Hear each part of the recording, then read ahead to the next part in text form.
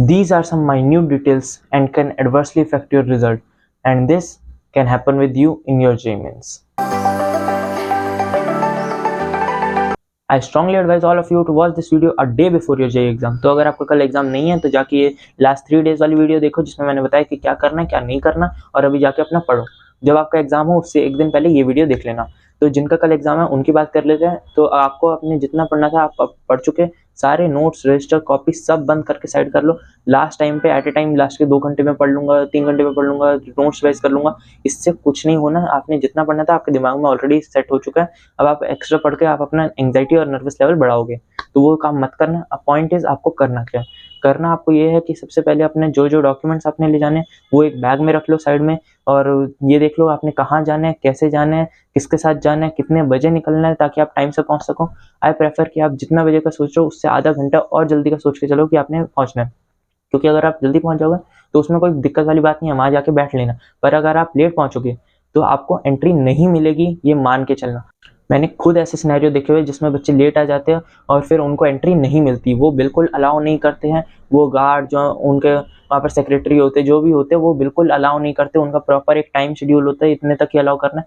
और वो बच्चे जिनके लेट आते हैं उसकी पूरे 2-3 साल की मेहनत बर्बाद हो जाती है, क्योंकि वो एग्जाम दे ही नहीं पाता। तो अपने लिए ये सिचुएशन तो बिल्कुल भी मत करना, क्योंकि आपने यार इतनी मेहनत कर रहे हो, इतना प्रिपेयर कर रहे हो, किस चीज़ के लिए कर रहे हो अगर आप टाइम से ही नहीं पहुंच पा रहे तो यार इसका बहुत ज़्यादा ध्यान रखना, आपने पहले ही पहुंच के रखना है, ठीक है।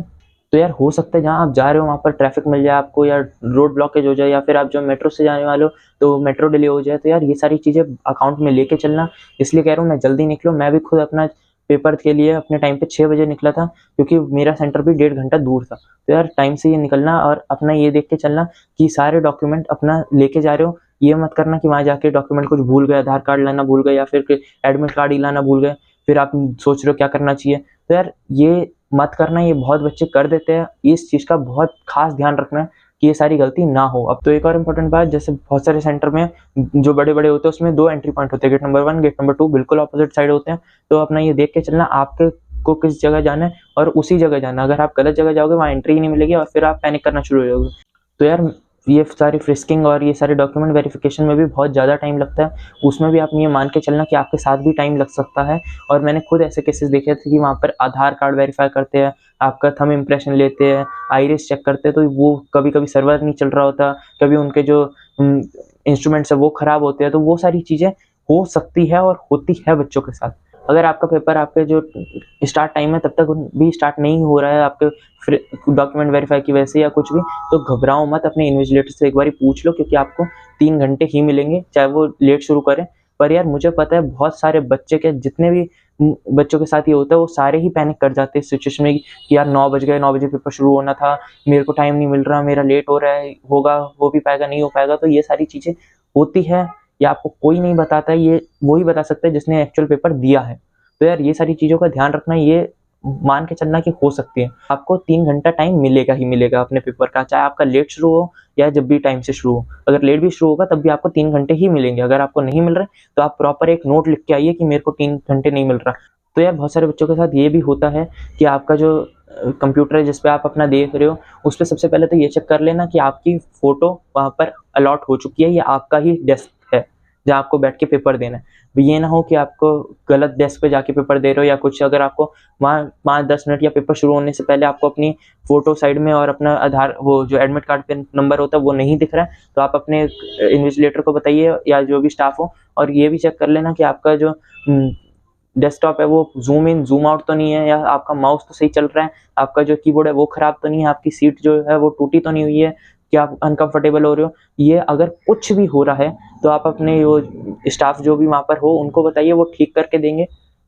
और अगर आपको बीच में सर्वर कोई इशू हो रहा है या फिर जो इमेज लोड नहीं हो रही और वो अपनी तरफ से कोशिश कर रहे हैं ठीक करने में और आपका टाइम वेस्ट हो रहा है या पेपर का टाइम जा रहा है, तो यार उनसे एक नोट लिखवाना जिसके ऊपर उनके साइन हो प्रॉपर। उसमें ये लिखा हो कि मैंने पेपर दिया था, मेरा अप्रॉक्स इतना टाइम वेस्ट हुआ इस इशू की वजह से। और अगर आपको कुछ परेशानी हुई या आगे आपको एक्शन लेना पड़ा तो आपके पास एक प्रूफ है कि आपके साथ ऐसा हुआ है।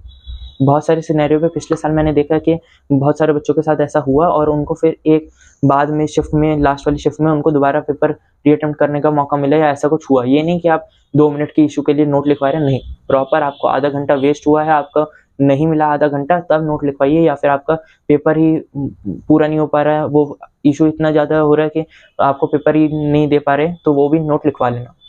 और यार ऐसा भी हो सकता है कि आप जब पेपर दे रहे हो तो आपको बहुत सारे बाउंसर क्वेश्चन एक साथ मिल रहे हैं, तो यार उस समय पैनिक मत हो, थोड़ा रिलैक्स करो, सांस लो, पानी पियो और फिर उसके बाद एक फ्रेश रीस्टार्ट करो।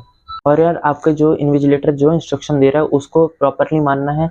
और ये जरूर देख लेना कि आप जो शीट मांग ले रहे हो उनसे एक बार पूछ लेना कि जो 6 शीट एनटीए की तरफ से दी जाती है वो एक्स्ट्रा मिल सकती है आपको या नहीं। मोस्ट केसेस में आपको वो दे देते हैं, पर अगर वो नहीं देते तो आप पहले से ही पूछ के रखो ताकि आपको पता चले कि आपको उतनी शीट्स में काम करना है या फिर और मिल जाएगी। और साथ में यार ये देख लेना आपको जो एडमिट कार्ड है वो आपको वहीं पर ड्रॉप करके जाना है, जहाँ पर वो ड्रॉप बॉक्स हो वो अपने आप बताएंगे, जो भी इंस्ट्रक्शन वो बोले वो फुलफिल कर लेना। So that's all from my side. ये सारी चीज़ें बतानी थी मैंने आपको, क्योंकि बहुत सारे बच्चों का ये फर्स्ट अटेम्प्ट है, पहली बार तुम जेईई देने वाले हो तो तुम्हें नहीं पता कि क्या हो सकता है क्या नहीं होना।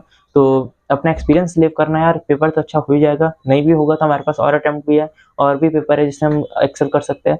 तो ज़्यादा मत सोचना ये एक पेपर है यार, बहुत सारे पेपर तुमने दिए होंगे बचपन में भी, तो यार एक पेपर और देना है, it's a part of life. ज़्यादा इसके बारे में मत सोचो, अपना काम हो, कंपोज हो और अपना स्ट्रेस फ्री ये दे के आना। और पेपर आप देने के बाद अपना 1-2-4 दिन रिलैक्स करो। उसके बाद जब ये सारे पेपर हो जाएंगे उसके बाद एक वीडियो आएगी, उसमें मैं प्रॉपर बताऊंगा कि अगर आप 12th वाले हो तो अभी आपके बोर्ड्स आने वाले हो तो आपको उसमें क्या करना है, कैसे करना है। अगर आप ड्रॉपर हो तो ड्रॉपर स्ट्रेटेजी आएगी और ये सारी चीज़ें यार बाद में देखेंगे। अभी आप पेपर दो और फिर उसके बाद रिलैक्स करो। So thanks for watching, subscribe for all such great content, like the video, until then be safe, keep preparing and achieve your goals.